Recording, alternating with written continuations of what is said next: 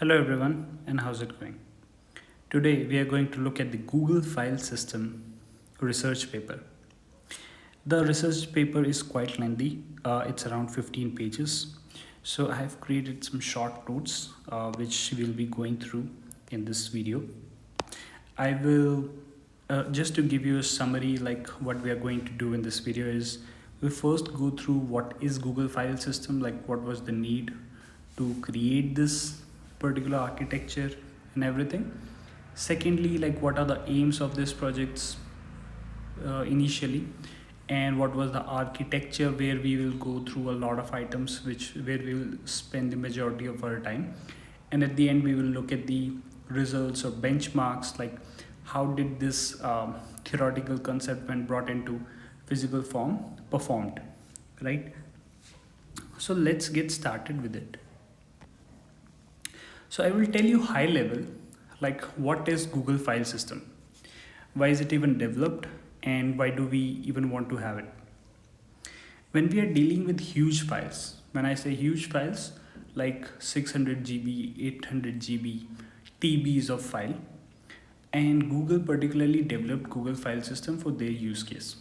So whenever they used to have such a use case where the file size are too large and they have to perform operations on it, they would find it very difficult. You cannot just simply load it into the RAM of one machine, right? You have to split the file and you have to distribute it across multiple machines. And then you have to do your operations there. And whatever the result is there, you would like to read it back.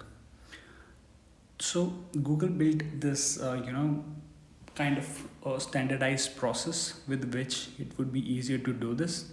Plus, they have a very detailed architecture that how different things will be handled, like the master node, the chunk servers. We'll get to the all the details. So that's a quick introduction about what we are going to look at today. Now let's do get started with this.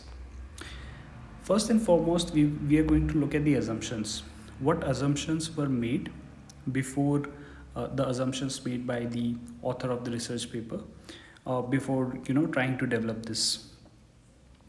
They assumed that the servers, the machines on which we are going to run our operations, will be expensive commodity hardware. Why this assumption is important is because they're assuming they're not very expensive, so we can always add new of these machines. This is very contextual though, that it is inexpensive, but this is basically a particular machine on which we are going to run our operations. We are going to handle multi-GB files. Component failure is common. Common failure as in a machine going down, a router going down, operating system issue, operating system corruption due to mismatch of versions. Then how does the application or the use case look like?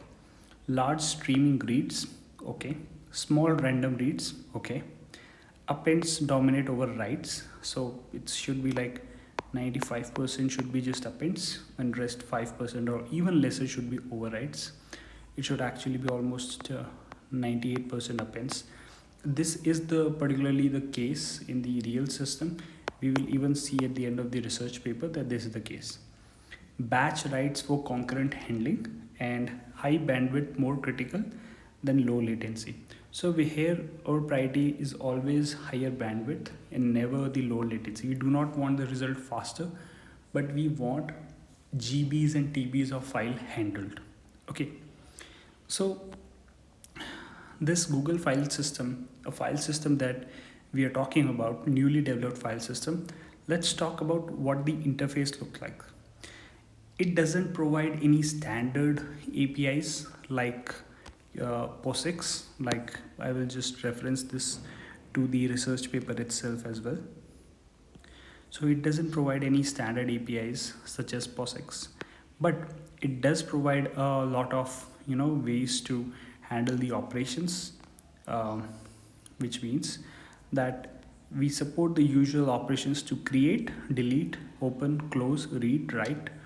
We'll come to these basic operations. Plus we have our key operations like snapshot, So we'll go into detail how it happens. Plus write means write is append versus write will go. What is the difference between those?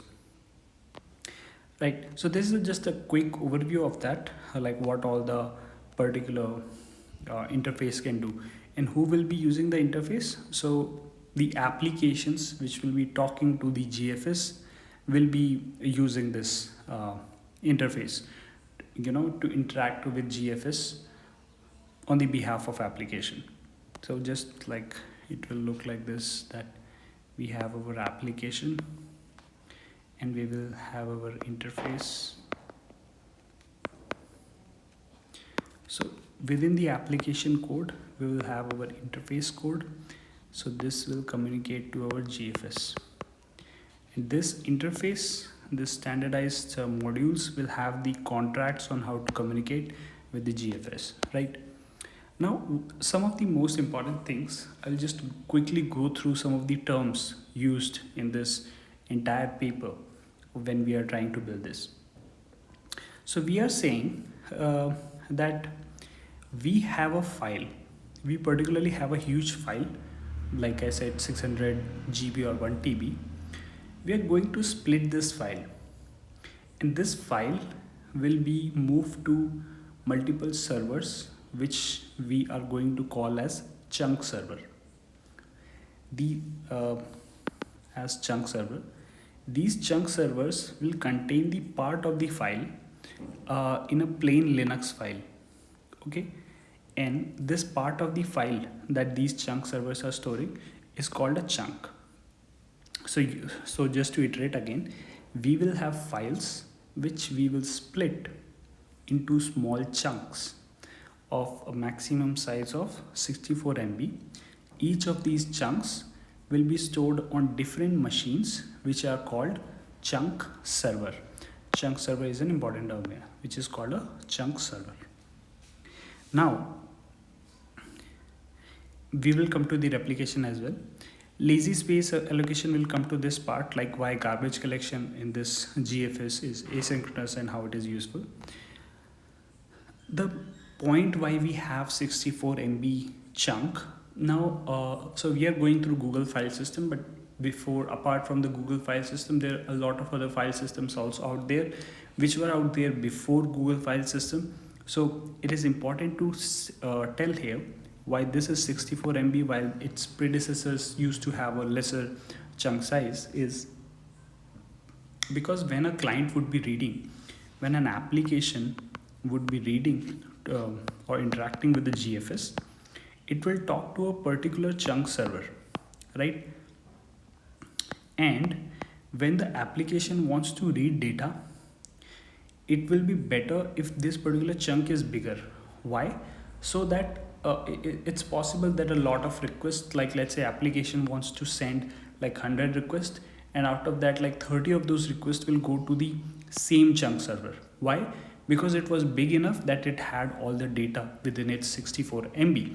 So it reduces the number of API calls to the chunk server. The TCP connection can be persistent for a longer duration, so we have to give less time to find out which is the next chunk, because application will have to talk to GFS to find out, GFS, or I should say the master node, to find out which is the chunk server containing a particular chunk data. Now the disadvantage of having the 64 MB is that it is possible potential hotspot can happen.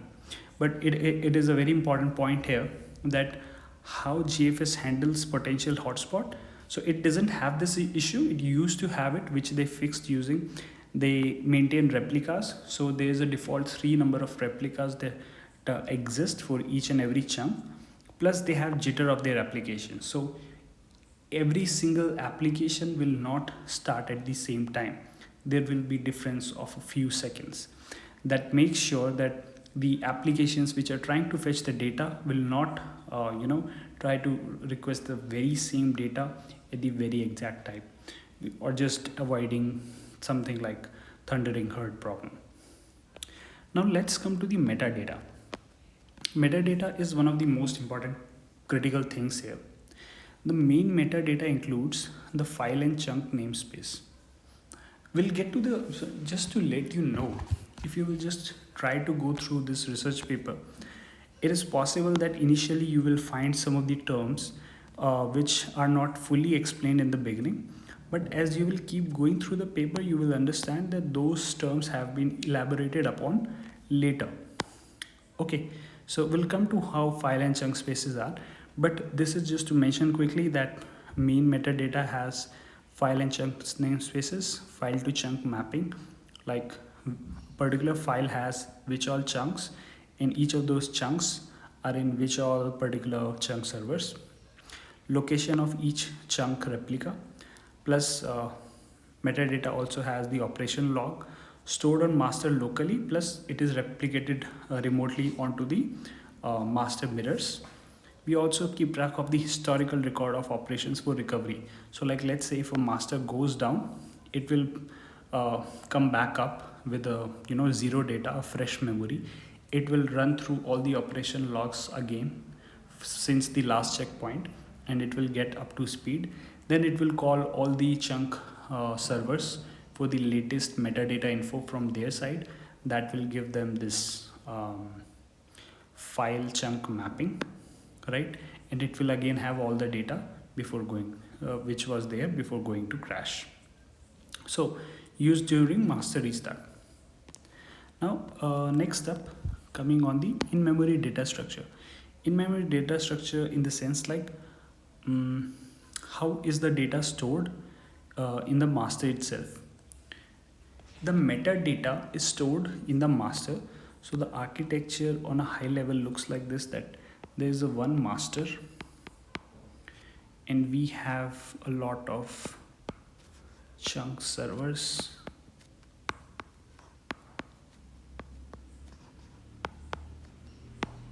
So these are all the chunk servers and we have a single master. We'll talk about how we have the replica of masters and we have shadow masters also. We'll come to that. But the important point here in 2.6.1 is that we store the metadata in the RAM. So it is very fast to access. So the point is whenever application there can be a lot of application servers as well, which will try to interact, right? So application will first always call the master. It will get the metadata. Based on that metadata, it will call the corresponding chunk server directly then to access that particular data, right? So it will not fetch the data via master. It will first call the master to check where is the particular chunk which I am looking for. It will return the chunk handle. We'll come to what is chunk handle, chunk version number and everything. And it will return that and it will call the particular chunk server. So file chunk mapping is stored in the memory. Current chunk locations always come through from the chunk servers. Chunk servers are what? These ones, chunk servers. So chunk servers, the master can always call the chunk servers to fetch the mapping. So it can ask the chunk servers, okay, so tell me which all chunks do you have with their particular namespace and everything, the entire mapping. Now let's get into the architecture. So in between I will also open the this research paper so you can have a look at it, that we are now going to go through the architecture, like the design, like what all decisions are here, how they have actually designed, what are the configurations of different machines and the interaction between the same. Now if you have a look, we have a single master. We have a single master, multiple chunk servers like I have drawn here. A particular file is split into fixed size chunks, 64 MB.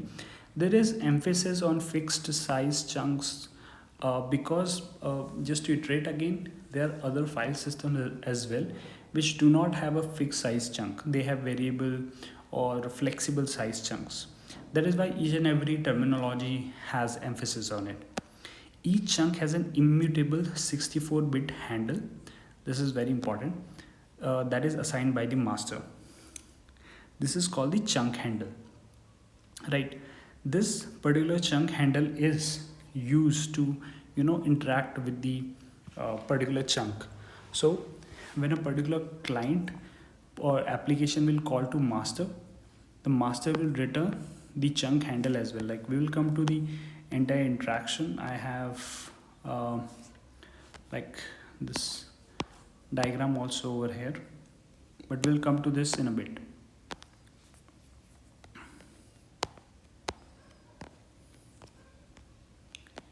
Now the replication by default for each and every chunk is 3 times, but this is configurable, so we can increase or decrease this based on our requirement. Why would we want to increase? So that we have higher application. So if we have a very read intensive application, we would like to increase this number. Why would we like to decrease? Just in case we have a behavior on our application where we delete the data a lot. So what happens is whenever you're trying to delete, it will take more time if you will have more replicas, plus it will occupy more space. So the time it would take to clear up that space of the deleted replicas would take more time. Metadata is stored in master memory. This is important. Clients do not cache file data. So clients do not cache any kind of file data. These clients do not cache any file data. Why don't they cache? One of the reasons is they cannot cache. It is 64 MB in size, a single chunk. They cannot cache this much. Second thing is they never have to. Second thing is because they don't cache, we do not get any issues related to caching like cache coherence or stale cache and these kind of things. But they do cache the metadata that they get from master, and we'll come to like how it is fixed, and like how do we avoid stale cache issues. We'll come to that as well. So chunk locations, master fetches mapping from chunk servers on restart. And so whenever the master restarts, it will check with all the chunk servers, like what is the mapping, what all chunks do you guys have. Plus whenever a new server is added to the chunk servers, it will tell the master, okay, I've been added, this is my mapping. Second is if a chunk server is leaving the group gracefully, it will also tell. Third thing is every time an update is happening, like there is a heartbeat which is sent from chunk server to the master every frequent interval, which tells the latest mapping. We also send some additional details on top of the heartbeat. So one of the reasons why we have heartbeat is just to tell this particular chunk server is healthy and it is still alive, the machine has not gone down and everything.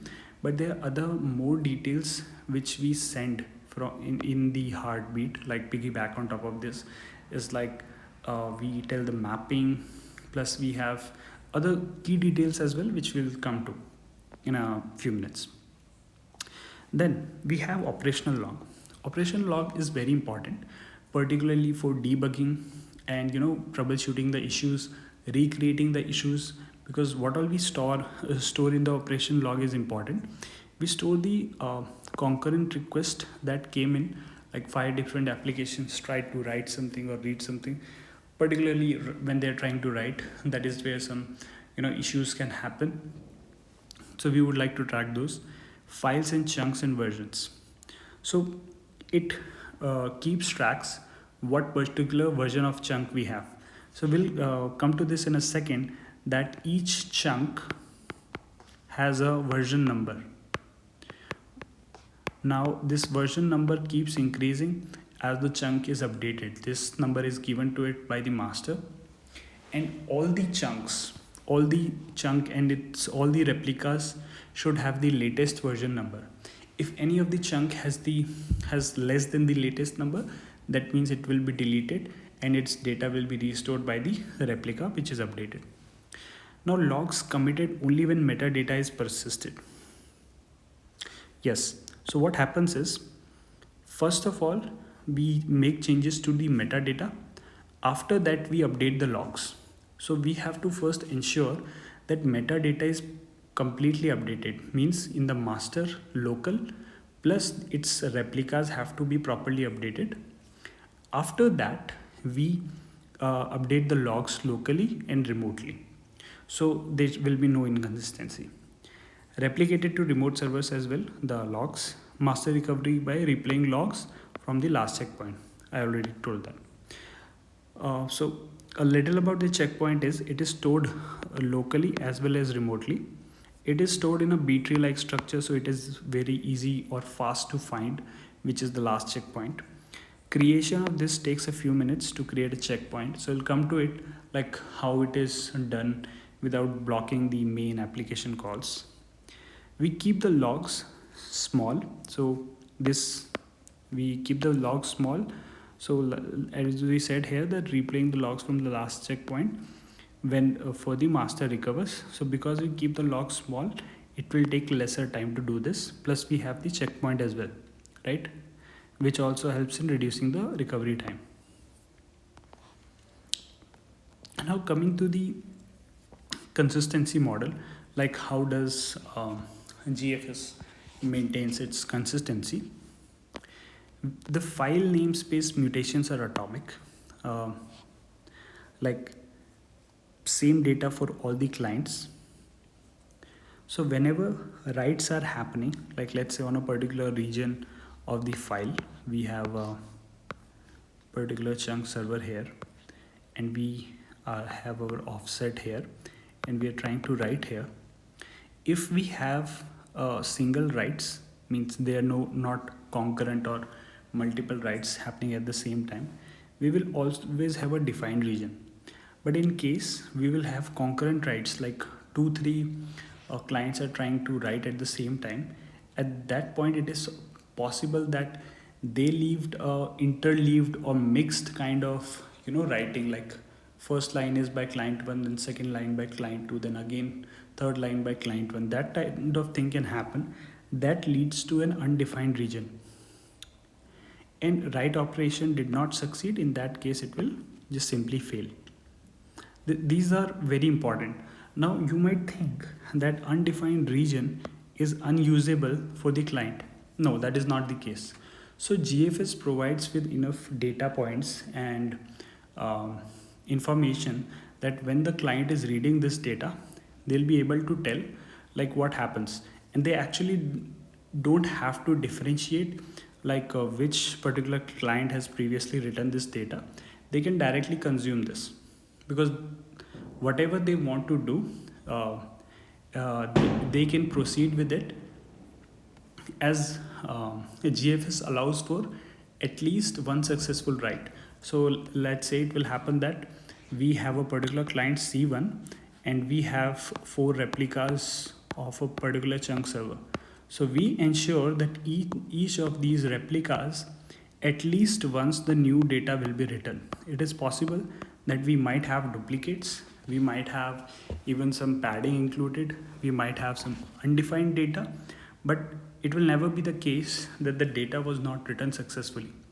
Plus, GFS provides options on how to deduplicate the data as well, and how to remove the padding.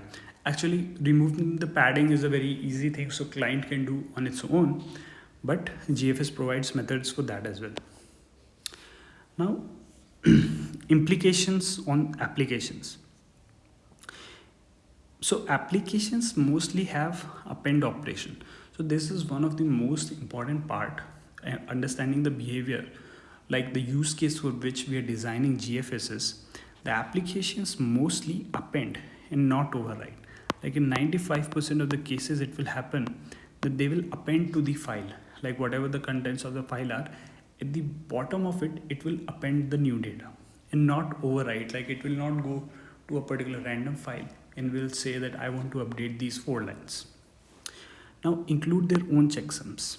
So apps also have their own checksums. We'll come into a few minutes on how the GFS itself also have checksums against each region of code to validate or to just ensure that the data is not corrupted. But the application also has its own checksums, and it reads up to the last checkpoint. So whenever a particular application is reading the data, it will not read beyond a particular last checkpoint. only till the last checkpoint. Concurrent writes may lead to duplicates. It can happen, like because we provide at least one semantics, but applications can easily remove these duplicates, like we said earlier as well. This thing I mentioned previously as well. Now, again, the next important phase that we are coming to is how does the system interactions happen? How do the different components of the system interact? It is important to understand. So I will quickly first demonstrate this. So if you look at this system, right, we have GFS master. We have GFS master here. At the bottom, we have the chunk server, right? And on the top left, we have the application itself. Whenever the application wants to talk to a particular chunk, it is sending the request of the file name and the chunk index. The master is replying with the chunk handle and the chunk locations. Chunk handle in the chunk location. Chunk handle is what? 64-bit unique ID generated by the master at the time of the creation of the chunk. Now, what will happen is this chunk server is interacting to the master, updating the latest mapping and everything, right? So because it has the mapping, it returned, the master told the application that okay, this is the chunk handle and chunk locations. Now the application will talk to the chunk server and will ask key, this is the chunk handle, this is the byte range, right? This is the chunk handle and this is the byte range. Now the GFS, the chunk server, will reply with that this is the chunk data, and it is not mentioned in the details here, but it is written that it will always, the application will also always specify the chunk version number to request the latest content, right? Okay, so another concept that we have is the lease. So among the replicas of the chunks, we have a contract that we will have a master, then we will have a primary replica. The primary replica will get a lease. Which assigns a serial number to the mutation. Mutation means, you understand, create, update, delete. So it will assign a serial number to the mutations, and all replicas apply mutations in the same order with the same serial number. So what will happen, just to reiterate, that we have a master here. We will have a primary replica here, and replica 2, replica 3, other replicas here. Any replica can become a primary replica. So at this given point, this one is the primary replica. It will get the lease. When master will provide the lease, it will mention the serial number as well. Now because it got the serial number, what it will do is it will apply the mutation on itself. It will generate a particular index, and on that particular index only, the other replicas will apply the mutation with the same serial number. That is the first point. Second point, the lease itself has a timeout. Because the lease has a timeout, so it is possible that a particular primary is in the middle of a mutation and its timeout is about to expire. In that case, this particular primary can send the request to master to extend its timeout along with the heartbeat itself, and it will extend the timeout. After a particular operation is done and the timeout happens, it is possible that in the next request, some other replica becomes the primary. Plus, it is possible that this lease, so master also tracks the TTL and this primary also tracks the TTL. So it is possible that it is 100 seconds are left, but this connection gets broken. So master is not able to interact anymore. In that scenario, the master will wait for the 100 seconds to time out. It will assume that it is not able to interact with this particular machine, and it will promote any of the other ones as the primary. So we can also have look at the diagram itself, how this interaction happens. Yeah, so this is the flow diagram for this. Step 1 is it interacts with client, talks to master replies with the data. So client goes to the replica A. After that we have the point 4. So client will talk to the primary replica, and the client and the primary replica then will talk to the secondary replica A and secondary replica B. So you can see the sequence wise, step 1, 2, 3, 4, 5. So 1 is client talking to master, second is master talking to client, third is clients talking to secondary replica, fourth is client talking to primary replica and asking it to update the particular chunk on a particular index. Primary replica will talk to the secondary replica A and secondary replica B and will ask it to update, do the same mutation at the same particular index with the same serial version number. So this was important on how updates happen. Now another very important part is the control flow and the data flow. The data flow, the control flow is handled by the master and the primary. The data flow is direct between client and the chunk servers. So what happens is that this is very important and interesting, that we have the master here, we have our chunk server 1, chunk server 2, server 3, chunk server 5, and we have our applications here. What will happen is applications will interact with master to request that we want to write some data. Then the master will tell, okay, you can write the data. Master will tell where you can exactly write the data, right? On which particular chunk server, at which particular index you can write the data, if you can write the data or not, because the particular chunk server chunk is of 64 MB. So when they're trying to write the data and this data is going out of bound, like let's say there's already 40 MB of data in that place and the new data is 30 MB, so it will not be written into the same chunk, it will be moved to the next chunk, this 30 MB that is to be written, and it will return, the master will tell the address of the next particular chunk. In that case a retry will happen to the new chunk, right? Because this kind of thing is going to happen, so master will, so first we are doing this interaction that where is the data is to be written.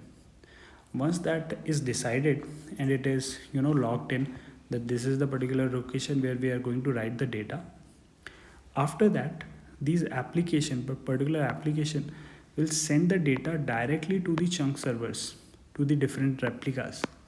It's possible that a particular chunk is on these 3 replicas, so it will send the data to these particular 3 replicas. Then it will tell the master that I have uploaded the data to the replicas. Then master will say, okay, we can go ahead and proceed with the committing, like we can commit this data and we can make the changes. So we can see all the steps here, particularly that client asks the master which chunk server holds the current lease and these things. So first it will ask like which one has the lease as a part of step 1. It will find the lease. If the lease is not there, it will create that. The master replies with the identity of the primary and the location of the other secondary replicas. Once we have that, the client pushes the data. So this is very important. Client pushes the data to all the replicas. A client can do so in any order. So first it will do that, and the each of those servers will store the data until, and they will keep it as is. They won't update the chunk at this point. Step 4 is once all the replicas have acknowledged receiving the data, the client sends a write request to the primary, right? Then the request identifies the data pushed earlier to all of the replicas. The primary assigns consecutive serial number. So again we come back to the serial number. It will create a new serial number which would be assigned to this particular mutation. Then the primary forwards the write request to all the secondary. Each secondary replica applies mutations in the same serial number assigned by the primary. All the secondaries will confirm that okay, in the step 6 it is done. In step 7 we just cover quickly that it's possible that some of the errors take place. We might not even get to know about some of those errors. We might get to know about those errors later. We won't do nothing. We would just simply delete that particular chunk and restore it with the data from some other stable replica, which is very simple, right? And if we know at that particular moment that it is failed, we'll just simply retry and try to fix the issue. That is how we do the data flow. Now next up we have atomic record appends. So how do we make sure that the record appends we are doing our atomic is we support multiple concurrent writers. It's like multiple producers with a single consumer. And we have a chunk size of 64 MB. Minimum 1/4 chunk free space is required whenever we are trying to do a particular append. If a particular append fails, GFS always guarantees at least one write per replica. Even that is the failure case, even if the append fails. And later it is fixed using other replicas if it is found out, like we discussed. So this is the atomic record appends. Also, this is important to note how the data flow happens. So to save the bandwidth, what happens is, like let's say you will have your replicas, like let's say you have 5 replicas in 5 different chunk servers. So the application will write the data to a particular chunk server which is closest to it, and that chunk server will write the data to the next chunk server. So it is more like application chunk server 1, chunk server 2, chunk server 3.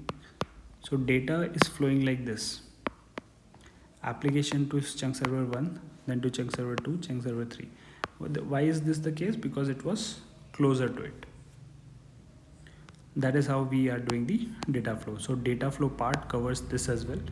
We also have the formula for the the bandwidth it will require, that is b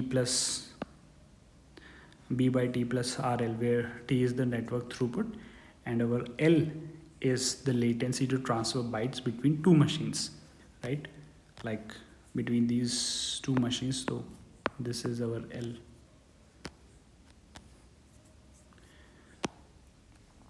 And this is the bytes we are trying to transfer in this particular T. So normally that is how we do. Now next up we have snapshots. So how does snapshot happen? Taking snapshot is has a very clean way of taking snapshots in particular GFS. So but important point is that before taking the snapshot, we have to stop all the writes. It is very interesting to note that GFS is built in such a beautiful way. It is very easy to stop all the write on the machines. How do we do that? Remember that whenever application wants to write something to a particular chunk server, it first requests the master for the lease, right? So it will ask the master for the lease, and then the master will provide the lease, and then application will find out where is the primary, where is the other replicas, which is the chunk handle, and all these details, and we'll talk to the chunk servers. The easiest way and the completely non-complicated is just to let the lease expire and do not generate a new lease. So when a new a client request will come in, we'll just simply not provide it a lease and will raise an error that some operation is being in progress. Now we will look at, now while this is a very smart way, we'll look at how we do not block the entire application, like not all the application, but just a particular few namespaces within it. So what do we do is, the master revokes all leases before snapshot. Great. Subsequent writes go via master, so we ensure consistency. Then we take a particular chunk C and we increase its reference count. So what will happen is, whenever a new request will come in, the master will see that the reference count for this is greater than 1. Because it is greater than 1, it will create a new chunk called C dash. It will create a new chunk called C dash. And it will instruct all the other chunk servers and replicas also to create a C dash in their local, not on the external server. So like let's say we have server 1, server 2, server 3. All are they had this particular chunk C1 on them. We are asking them to create C1 dash locally itself, not on an external environment. That is why it is very fast. Now the only problem we'll look at, how do we not block the entire application, right? That is where the namespace management will kick in. Okay, so it is very normal that a snapshot may block read writes, locks applied namespace wise, right? So interesting thing is GFS does not have a mapping, or you can say it does not have a directory kind of structure, a node kind of structure like nested, which Windows or the file systems have. GFS has actually a directory. Oh, sorry. A particular mapping. It's like a dictionary in simple terms. Like we were having a look here.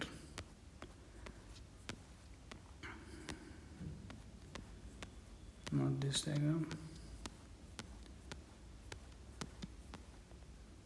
Like you can see this kind of mapping. This is the namespace and this is the actual value that we are storing, right? This kind of dictionary we have. So because we have a dictionary, we ask what is in the key. Key is the full file path. Value is the metadata.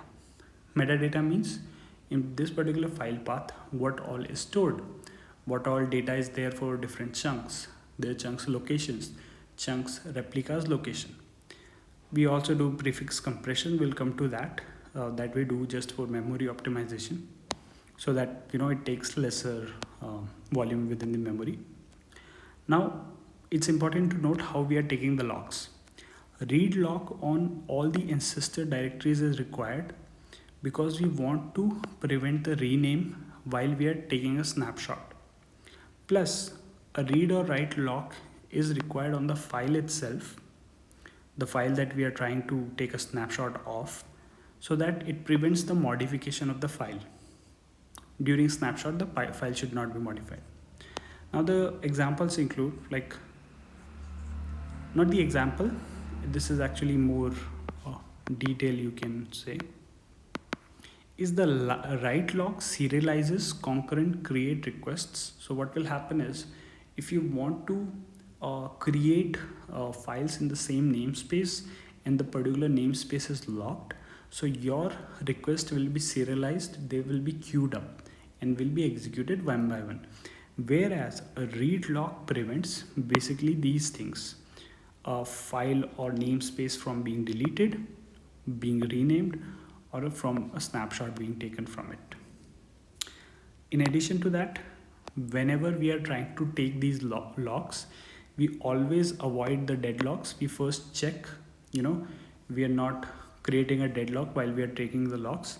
Plus, multiple locks on different namespaces can coexist. Why? Because we do not have the directory kind of structure. We have namespace kind of structure. So we can simply take different locks on different namespaces and they can, proceed as if they are not even connected to each other. Now, it is like, I will just quickly go through these items. Replica placement, where should we place the replica? Machines can span multiple racks, not just single rack. So we place replicas on different machines, not just different machines, on different racks as well, to create redundancy and more availability. Reads can be served from any rack. Now what will happen is, because we have our machines in different racks, it is possible that our machines are good and they have a high network bandwidth, but to interact between different racks, we go via router. It is possible that the aggregated bandwidth of all the machines on a particular rack is greater than the bandwidth of the router. So we would be limited by the bandwidth of the router. This is one implication, one particular thing to highlight and keep in mind. So we have to enhance the bandwidth of that also if that becomes a limitation, the bandwidth of the router itself. Writes, important to note, the reads can be served from any rack because we will be having the replicas on all the racks.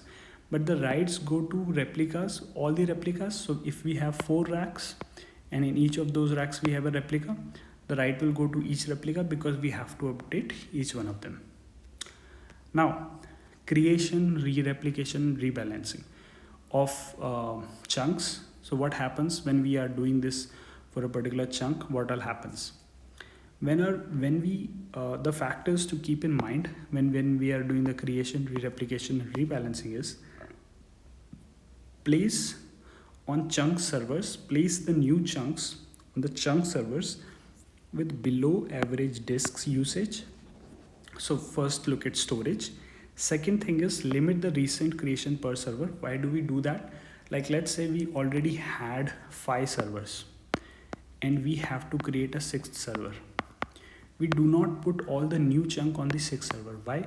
Because it is possible that we are getting new demands, a lot of new demands for particular, let's say there is a viral video or something, and because of that we're getting the lot of new demands, and we created the 6th server, and all the new chunks related to that video or those viral videos come to the same 6th server, then this will become a hotspot.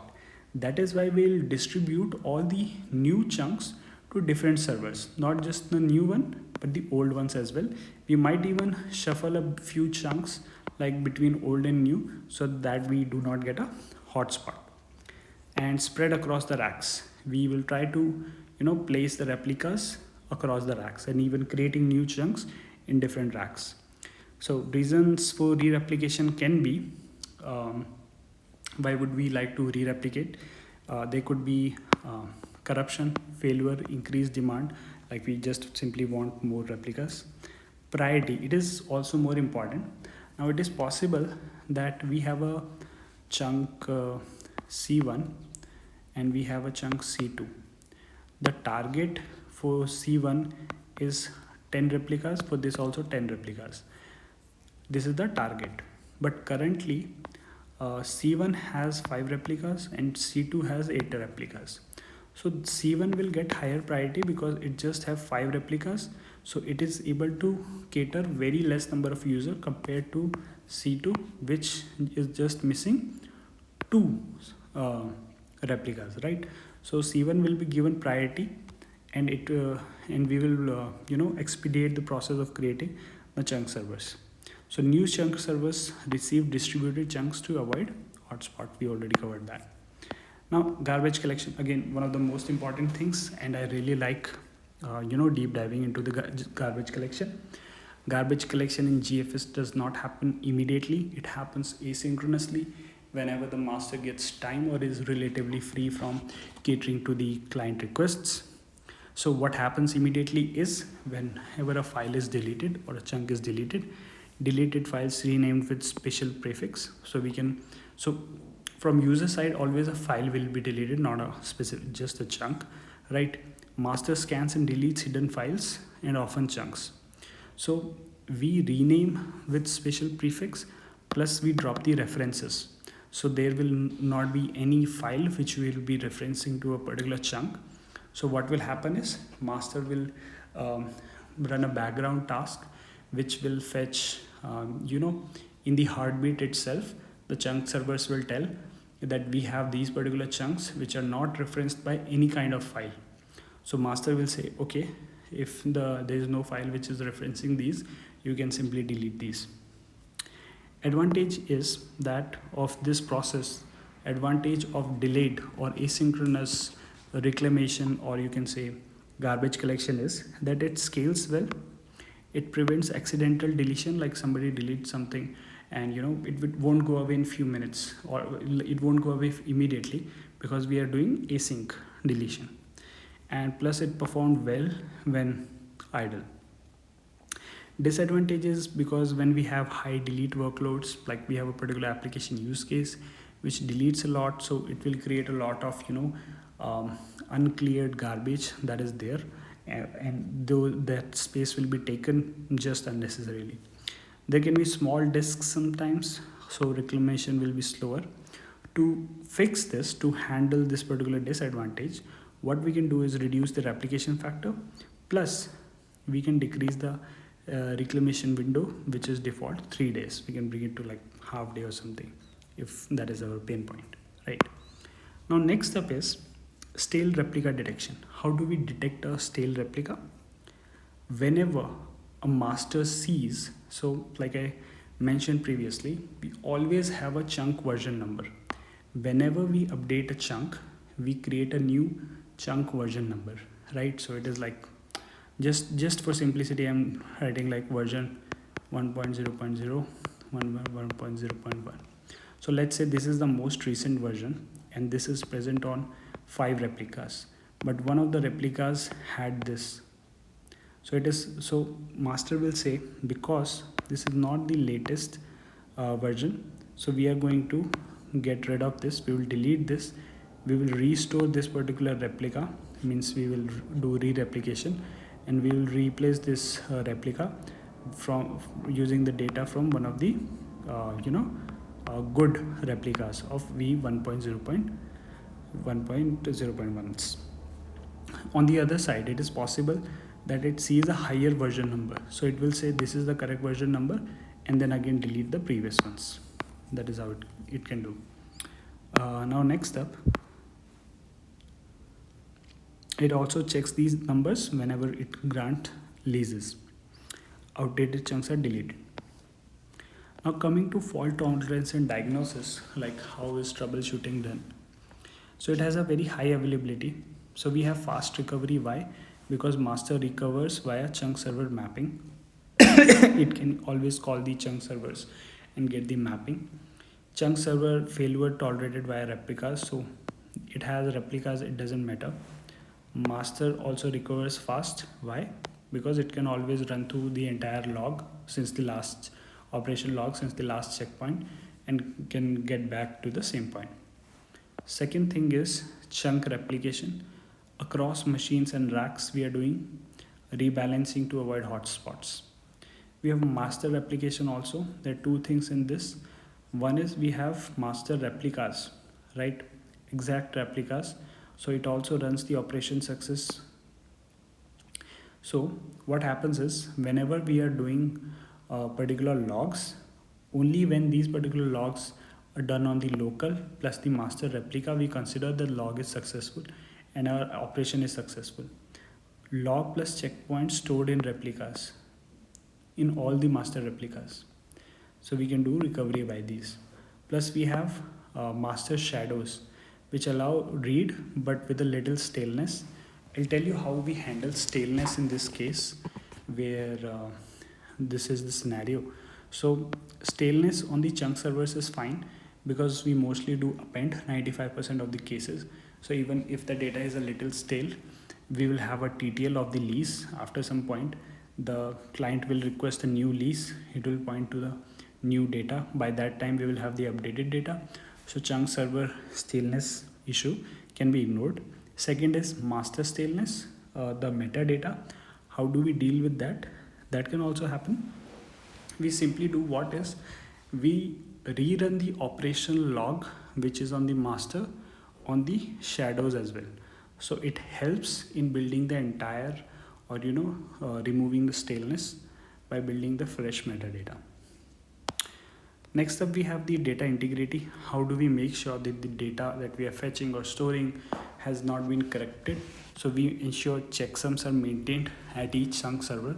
So against each region, we maintain this checksums. Important point is that whenever we are doing the append, we have the checksum for these from the start of the block to the end of the block, right? Because we are updating only the last part, which we can track using the byte range and the index offset, like how much part is updated. We have to update a small part of the checksum. Important thing is when we are doing an append, if the last version was not corrupted, this won't also be corrupted. But in case of write, it is possible that because we are doing a overwrite, it is possible that previous one was corrupted, but this might not be corrupted. Plus, it is also possible that we have a block like this, and we are writing in this part. This is not corrupted, the new one, but this old one is corrupted, let's say. And we do not check corruption. We check corruption at the time of writing plus reading. But in between there, it is possible that some corruption, happened. That is why we make sure that this should not happen. So before we do a write, we check, we do the checksum of the entire block rather than doing the checksum of only the part which we are appending, because we are not doing the append. In the case of read, it is very simple because we have to do in-memory checksum validation, so it is also very fast. We do a background scanning which restore the corrupted chunks using their non-corrupted replicas. How do we do diagnostics and these things? We have logs record. What does these logs records have is, one is when does a particular chunk server is going up and down. Second is RPC events. It has the entire request and response. It does not have the file data, but other than that, it has all the metadata and all the other things related to a request and response. So with the help of this, we are able to monitor, we are able to view the logs. We can also recreate a particular issue if we are facing some kind of issue. Plus we can analyze the performance as well. So logs do not create an issue for us because we do not do a very large amount of logging. We do small size logs. Plus these logs are sequential and asynchronous, so they don't create an issue. Plus their benefit outweighs any kind of minor disadvantages it creates. Now just the last part that remains is how did this GFS perform? So if you are going to look at the benchmarks, so at the end of the paper there are multiple there are two particular use cases where they have done the benchmarking and the live version tests. So I will quickly tell you about these also. So this is how they compare two systems, A and B. Number of chunk servers were 342 and 227 respectively. We have the available disk space, used disk space, number of files, number of dead files, number of chunks, metadata at chunk servers, metadata in master. If we compare these two particular use cases, we basically, I will just give you the gist of the two cases we have in combine is that the most of the cases, so these align very much with our assumptions that the most of the operations for mutating is append and not write. The applications are always read heavy, so we are able to handle that. We are not having any kind of bottlenecks in our system. We had a particular bottleneck in one particular area which they easily handled. Plus the recovery time was very small because chunk server fails and master failures can easily come back up. Interesting thing is to look at what is the load, what is the bandwidth is being consumed. That can become a bottleneck after a point if we are going to scale the system even better, but that's also not a real limitation because we can always get bigger services. So that is in the nutshell about this entire paper. This was a very detailed summary to you. You can definitely have a look at this paper yourself as well. I will just link this paper in the description below. So thank you, and that's it for this video. See you in the next one.